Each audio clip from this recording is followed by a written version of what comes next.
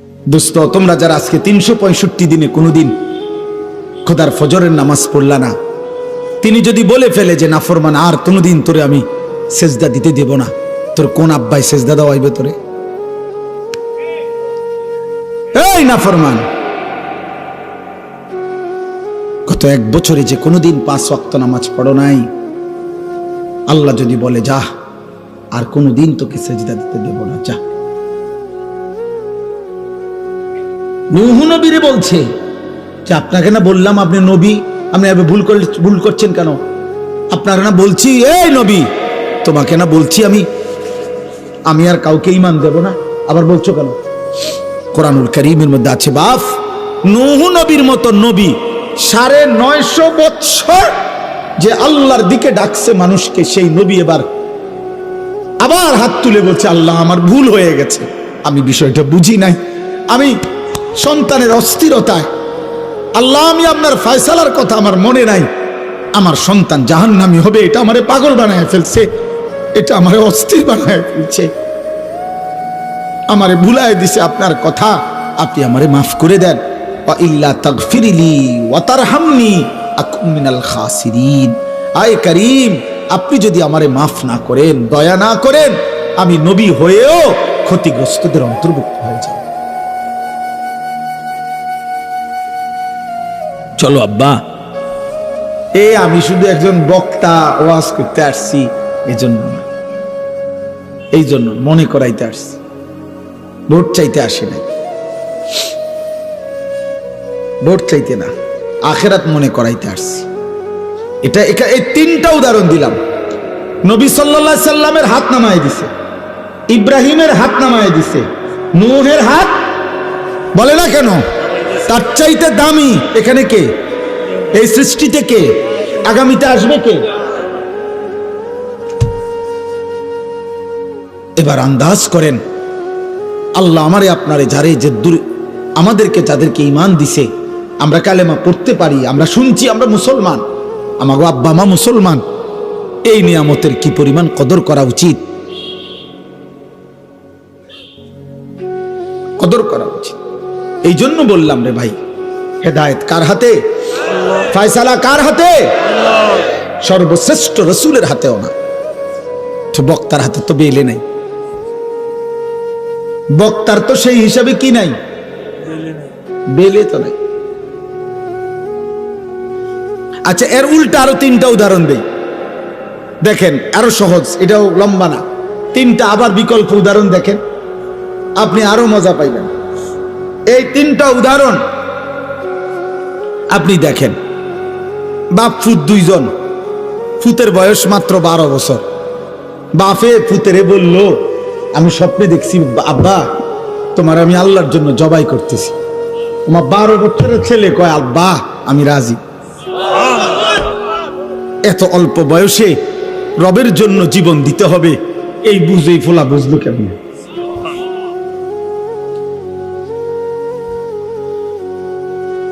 আল্লাহ বলছে দেখো তো এবার ইব্রাহিম আবার ইসমাইল, আমি আল্লাহ 2 জনকেই পূর্ণ ঈমানওয়ালা বানায় দিলাম, এটাও আমার ফয়সালা।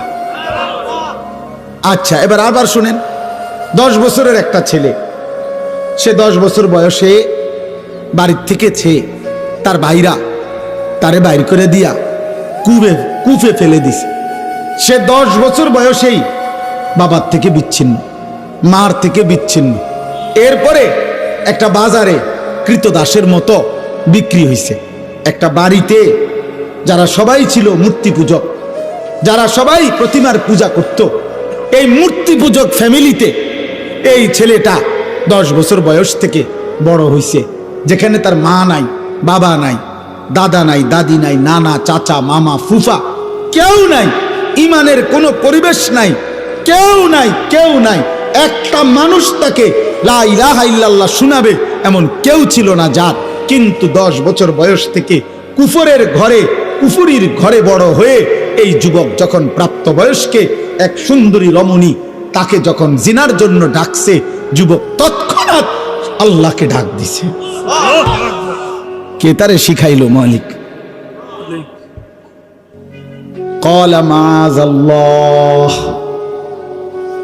জুলাইখার আমন্ত্রণে ইউসুফ চিৎকার দিয়ে বলছে, আমি আল্লাহকে ভয় করি, আল্লাহর কাছে পানাহ চাই। ইন্নাহু রাব্বি আহসানা মাসওয়াই, আমার সেই আল্লাহ যিনি আমাকে জন্ম থেকে এই পর্যন্ত বড় উত্তম ভাবে লালন পালন করেছেন। ইন্নাহু লা ইউফলিহুজ যালিমুন। ইউসুফ আলাইহিস সালাম জুলাইখাকে মোট 3টা কথা বলছে। 1 নাম্বার বলছে, জুলাইখা তোমার এই হারাম প্রস্তাব থেকে আমি আল্লাহর পানাহ চাই। 2 নম্বরে বলছে, জুলাইখা আমার আল্লাহ আমারে বড় বেশি যত্ন করে লালন পালন করেছে জুলাইখা। 3 নম্বরে বলছে, ইন্নাহু লা ইউফলিহুজ যালিমুন। জুলাইখা কিয়ামত পর্যন্ত মনে রাখবা, কোন পাপী, কোন নাফরমান আল্লাহর অবাধ্য বান্দা কখনোই সফল হয় না। কে তারে এই বুঝ দিল? কে বুঝছেন? উনি কে? ইউসুফ। আরেকজন সে হলো যে ছোট্টবেলায় জন্মের পরেই কোলে বাচ্চা, কোলে দুধ পান করা অবস্থায় আল্লাহর হুকুমে তার মা তাকে কুয়াত পানি ফেলে দিছে। বাক্সতে ভরে কি করে দিছে? পানিতে ফেলে দিছে। তাইলে এই বাক্সতে ভরে পানিতে ফেলে দেওয়ার পর থেকে তারে, এই বাচ্চাটাকে আল্লাহ চিনাবে কে? আখেরাত চিনাবে কে? তাকে নেককার চিনাবে কে? কিছুই জানে না, কিছুই জানে না। তাকে আল্লাহ তাআলা পৌঁছায় দিছে এমন এক ঘরে, যেই ঘর শুধু কুফুরের ঘর না, কুফরের সর্দার, কুফরের সবচেয়ে বড় দাবিদার, খোদা দাবিদার বেঈমানের ঘরে, ফেরাউনের ঘরে বড় হইছে, ফেরাউনের ঘরে, বেঈমানের ঘরে, খোদা দাবিদারের ঘরে। কিন্তু সেই ঘরে এই কোলের বাচ্চা বড় হইয়া আগামী দিনে এই বাচ্চাই রাসূল হয়ে গেছে। আসমানওয়ালা বলেন, আমি বানাইছি। আমি ফেরাউনের ঘরে তারে আল্লাহ চিনাইছি, আমি জুলাইখার ঘরে তারে আল্লাহ চিনাইছি। সুবহানাল্লাহ, সুবহানাল্লাহ। এই জন্য দোস্ত এই তিনটা 6টা উদাহরণ দিলাম। মূলত হেদায়েত কার হাতে? ফয়সালা কার হাতে? পরিবর্তন কার হাতে? কিশোর ভাই, যুবক ভাই, বয়স্ক ভাই, পর্দার আড়ালের মা বোন, প্রত্যেকে আপনাদের সবার কাছে আমার অনুরোধ, আমি আর লম্বা করতে চাই না। লম্বা করা যাইতো কিন্তু উচিত না, কারণ আশপাশের বাসাবাড়ির মানুষ, তাদের ঘুমের সময় কষ্ট হয়। যত কিছুই আপনারা বলেন, আপনাদের ভাল লাগলেও কিন্তু ঘরওয়ালাদের কষ্ট হয় ভাই। মাইকের আওয়াজ কষ্ট পায় মানুষ, অনেকের ঘুমের কষ্ট হয়, ক্লান্ত মানুষ, মহিলা, অসুস্থ, বাচ্চা। এই জন্য খুব রাত করা আসলে ইনসাফ না, খুব রাত গভীর করা উচিত না। এই জন্য আমি আপনাদের কাছে, এই যুবক ভাই, তোমাদের সবার কাছে অনুরোধ করছি, ভাইয়া জীবনটা সুন্দর করো। আল্লাহ নিজের হাতে ঈমান দিছে। আব্বা, তোমারে মা বাপ মুসলমান দিছে, যারে আল্লাহ ঈমান দেয় নাই সে আল্লাহ চিনে নাই, তার দুর্ভাগ্য কিয়ামতের দিন দেয়। আরে দুনিয়ায় যারে আল্লাহ একটা বাচ্চা দেয় নাই, ওই মা বুঝে দুনিয়া কত কষ্টের, ওই বাবা বুঝে দুনিয়া কত কষ্টের। অতএব আমি অনুরোধ করলাম, এই রাত গভীরে এবার আমি আয়াতগুলোর তর্জমা বলি, শেষ তাইলে আমার কথা। আমাদের প্রত্যেকেই শুধু আয়াতের তর্জমা বলার আগে 30 সেকেন্ড আপনারা প্রত্যেকে নিজ নিজ জায়গায়, আমিও, আপনারাও ভাববেন শুধু একটা জিনিস, যে চোখ বন্ধ করে দেখবেন 30 সেকেন্ড শুধু একাকী নিজের কল্পনা করবেন যে আমি এখন যে অবস্থানে আছি, আমার জিন্দেগির গুনাহ বেশি নাকি নেকি বেশি। বুঝেন না হিসাবটা? এরপরের সেকেন্ড কল্পনা করবেন, আমি এই মুহূর্তে যদি আল্লাহর সামনে দাঁড়াই আখেরাতে, আমি আমার মালিকরে কি বলবো? কোন আর এই 30 সেকেন্ড কোন? আপনি বন্ধ করেন, চোখ বন্ধ করেন।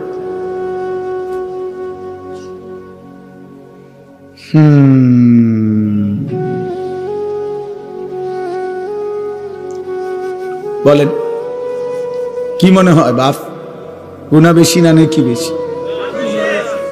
রবের সামনে দাঁড়াইলে কি বলবে, কেমনি জবাব দিবেন? ওয়াকিফুহুম ইন্নাহুম মাসউলুন। কোরআনুল কারীমের মধ্যে আছে আল্লাহ হাসরের ময়দানে ফেরেশতাদেরকে বলবেন, আমার একজন একজন বান্দাকে এনে আমার সামনে দাঁড় করাও, আমি আল্লাহ এই মুহূর্তে একজন একজন করে আমি নিজেই জিজ্ঞেস করব।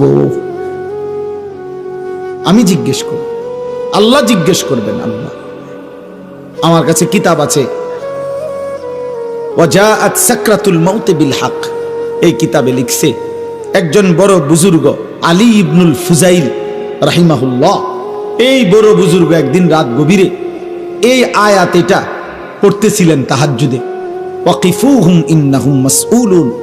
আল্লাহ বলবেন একজন একজন করে আমার সামনে দাঁড় করাও, আমি আল্লাহ আমি নিজে জিজ্ঞেস করব আমার বান্দাকে, বান্দা আমার 60 বছর আমারে ফিরিয়ে দাও, আমার নিঃশ্বাসের হিসাব দাও, আমার খাবারের লোকমার হিসাব দাও, আমার আলো অন্ধকারের প্রতি সেকেন্ডের হিসাব দাও। এই কথাইটা উনি ভাবতেছিলেন আর মনে মনে ভাবতেছিলেন, হায় আমার রবের সামনে আমি কি বলবো, আমি কি বলবো, আমি কি বলবো। খোদার কসম এই কিতাবের মধ্যে আছে, এই কথা ভাবতে ভাবতে উনি বেহুশ হইয়া পড়ে গেছেন, আর হুঁশ ফিরে নাই, উনি ইন্তেকাল করছেন, উনি মৃত্যুবরণ করেছেন। যে হায় আমি আমার মালিকের সামনে কি বলবো, আমি আল্লাহর সামনে কি বলবো, আমি আল্লাহর সামনে কি বলবো। ওয়ালাউ তারা ইদিল মুজরিমুনা নাকিসু রুউসিহিম ইনদা রাব্বিহিম, আল্লাহ বলে বন্ধু সেদিন আপনি দেখবেন সমস্ত পাপী নাফরমান ঘৃণায় লজ্জায় অপমানে মাথাটা নিয়ে আমি আল্লাহর সামনে দাঁড়িয়ে আছি, অপমানে মাথা তুলে তাকাইতে পারবে। আল্লাহ কোরআনে বলছেন আয়ুদাউনা ইলা সুজুদি ফালা ইস্তাতিউন, কিয়ামতের দিন হাসরের ময়দানে ফেরেশতা নাফরমান বান্দাকে ডাক দিয়ে বলবে, হে নাফরমান, মোট সারা জিন্দেগীর এত লক্ষ সেজদা তোমার মোট ছুটে গেছে, এখন দাও। আয়ুদাউনা ইলা সুজুদ, সেজদা করার জন্য নাফরমানকে ডাকা হবে। আল্লাহ বলেন ফালা ইস্তাতিউন, 100 বার লক্ষ বার কোটি বার চেষ্টা করে বেঈমান আর একটা সেজদা দিতে পারবে, আর কোমর ভাঙবে না, আর হাঁটু বাঁকা হবে না, আর কোনই ভাঙবে না।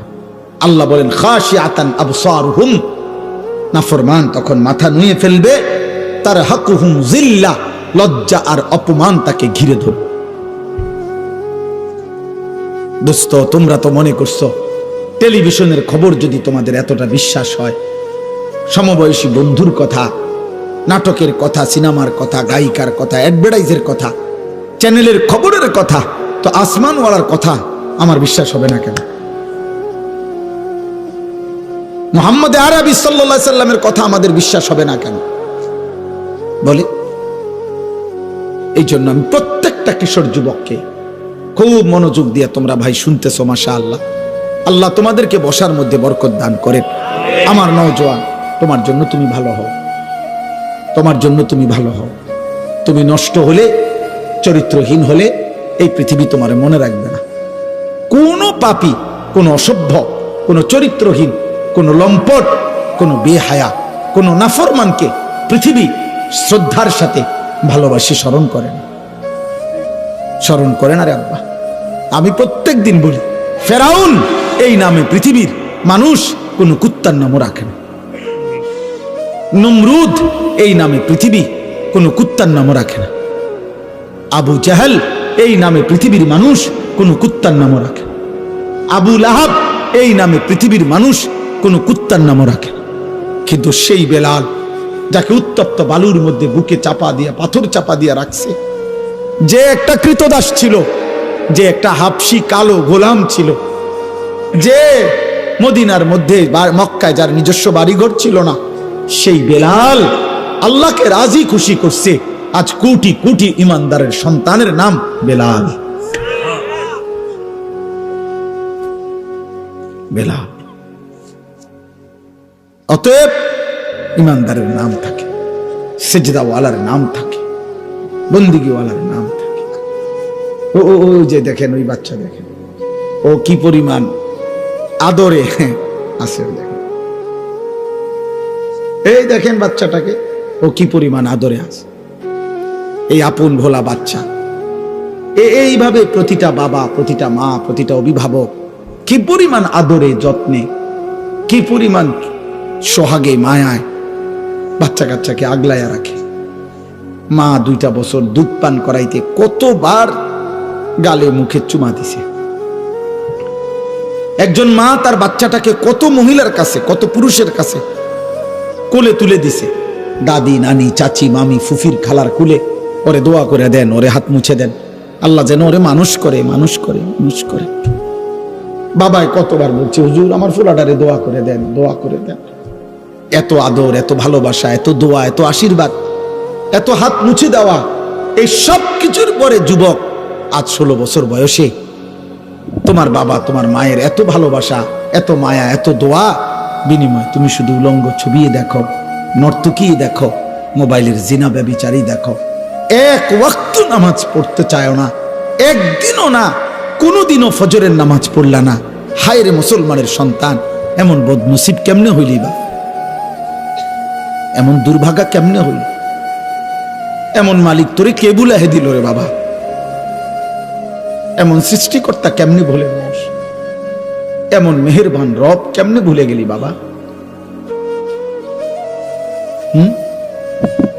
বলে আফসোস করা উচিত, আফসোস, আফসোস করা উচিত। চলেন তর্জমাটা দেখেন। এই তর্জমার অর্থ হলো, যেই কোনো বান্দা জীবনের শেষ মৃত্যুর পূর্ব পর্যন্ত গড়গড়া, মৃত্যুর একটা যন্ত্রণা আছে, মৃত্যুর একটা শেষ নিঃশ্বাস টানা আছে। মানুষ শেষ টাইমে আজরাইল আসার পূর্ব মুহূর্তে সাকরাতুল মউত, মৃত্যুর যন্ত্রণা শুরু হয়, তখন মানুষ নিঃশ্বাস টানে। এটারে মরণের নিঃশ্বাস বলে। যারা বিবেকবান, সচেতন, ওরা বুঝে যে উনি আর টিকবে না, উনি আর থাকবে না। এই নিঃশ্বাস, শেষ নিঃশ্বাস টানার আগ পর্যন্ত, সাকরাতুল মউত আগ পর্যন্ত, গড়গড়া মৃত্যুর যন্ত্রণা আসার আগ পর্যন্ত আল্লাহ রসুল শুনাইছেন, আল্লাহ বলে দিছেন, বান্দা এর পূর্ব পর্যন্ত তুমি যদি কোনো একদিন কোনো সময় তোমার মনে পড়ে তোমার পুরা হায়াত তুমি ভুল করছো, গুনাহ করছো, নাফরমানি বেশি করেছো, তো ঠিক যখনই মনে পড়বে কোনো দিকে না দৌড়াইয়া আমি আল্লাহর কাছে আইসো। ঠিক যখনই আসবা আমার কাছে শুধু 3টা কাজ করবা। তুমি দিল দিয়া বলবা আমি গুনাহ ছেড়ে দিলাম, আর করব না, ওয়াদা দিলাম, আমি মাওলা লজ্জিত, মাফ চাইলাম। আল্লাহ বলে 3টা যদি অন্তর দিয়া বাস্তবিক অর্থে আমারে বুঝাইয়া বলতে পারো, আমি রব কসম করে বললাম আসমান পর্যন্ত ছোঁয়া গুনাহ আমি মাফ করে দেব। তুমি আইসো আমার কাছে, যেদিনই মনে পড়বে তোমার, যেদিনই ভুল বুঝবে তুমি বান্দা, আমার কাছে আইসো, কারো কাছে যাইও না। কুল ইয়া ইবাদিয়াল্লাযীনা আসরাফু আলা আনফুসিহিম, এই যে সূরা জুমার 39 নম্বর সূরা, 24 নম্বর পারার 53 নম্বর আয়াত। এই আয়াতটা, এটা অর্থ কোরআনুল কারীমে আল্লাহর মহানুভবতা, আল্লাহর মাগফিরাত, আল্লাহর দয়া, মায়া, রহমত, আল্লাহ তাআলার উদারতার সবচেয়ে শ্রেষ্ঠ আয়াত এই আয়াত।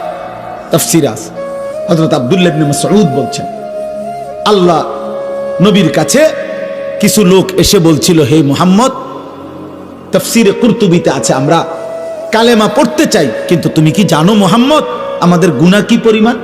বলছে মানে, কয় মুহাম্মদ চুরি কি পরিমাণ করছি আমরা হিসাব নাই, জেনা করেছি কি পরিমাণ হিসাব নাই, মিথ্যা বলেছি কি পরিমাণ হিসাব, পান করেছি কি পরিমাণ হিসাব নাই, ব্যভিচার করেছি কি পরিমাণ হিসাব নাই, খুন করেছি কি পরিমাণ হিসাব নাই। মুহাম্মদ প্রতিটা গুনার কোনো কুল কিনারা নাই, হিসাব নাই। মুহাম্মদ তোমার আল্লাহকে একবার জিজ্ঞাসা করো, আমরা তো শুধু শিরিক করি নাই, বরং এই পরিমাণ গুনাহ করছি যে জীবনটা শেষ করে দিছি। এখন তোমার আল্লাহকে বলো উনি কি পরিমাণ মাফ করবে, উনি কদ্দুর মাফ করতে পারবে, ওনারে জিজ্ঞাসা করো। আল্লাহ তাআলা তখন এই আয়াত নাজিল করে বলছে, কুল, হে নবী আপনি বলুন, ইয়া ইবাদিয়াল্লাযীনা আসরাফু আলা আনফুসিহিম, হে আমার বান্দারা, তোমরা যারা তোমাদের পুরা জীবন গুনার উপরে শেষ করে ফেলেছ, লা তাকনাতু মির রাহমাতিল্লাহ, তবুও তোমরা আমি আল্লাহর রহমত থেকে নিরাশ হইও না, আমার কাছেই আসো, অন্যদিকে যেও না। ইন্নাল্লাহা ইয়াগফিরুয যুনুবা জামিআ, আমি আল্লাহ ওয়াদা দিলাম নিশ্চয়ই আল্লাহ সমস্ত গুনাহ একসাথে মাফ করে দিবেন। কুফর সব মাফ, শিরিক সব মাফ, কবিরা সব মাফ, সব মাফ, সব মাফ, সব মাফ। তুমি আমার কাছে আইসো না, আমার কাছে। ইন্নাহু হুয়াল গফুরুর রহিম, আল্লাহ বলে কেন মাফ করব না বান্দা, তুমি জানো না আমি গফুর, সব ক্ষমা আমার কাছে, আমি রাহিম, সব মায়া আমার কাছে, সব ক্ষমা আমার কাছে, সব মায়া আমার কাছে বান্দা, আমি গফুর, আমি রাহিম। তাহলে এখানে আল্লাহ উত্তর দিচ্ছেন, গুনাহ পাপ অপরাধ যে পরিমাণই হোক আল্লাহ কি করে দিবে, বলেন না কি করে দিবে। এখন শর্ত হইল, প্রশ্ন হইল কি করতে হবে, বলেন কি করতে হবে। এই পরের আয়াতে এখানেই শোনেন, আল্লাহ বলছেন 54 নম্বর আয়াতে, ও আনিবু ইলা রব্বিকুম, 1 নম্বর কাজ, তোমরা তোমাদের রবের নিকট তওবা করো। আনিবু আই তুবু আই ইরজিউ, তোমরা তোমাদের রবের কাছে ফিরে আসো, তোমরা তোমাদের রবের কাছে তওবা করো, তোমরা তোমাদের রবের কাছে ইনাবাত, ঝুঁকে আসো, এদিকে আসো, রবের কাছে আসো। কি করো, কথা বলেন না কি করো, ওরে ভাই শেষ করে দিচ্ছি, বলেন কি করো।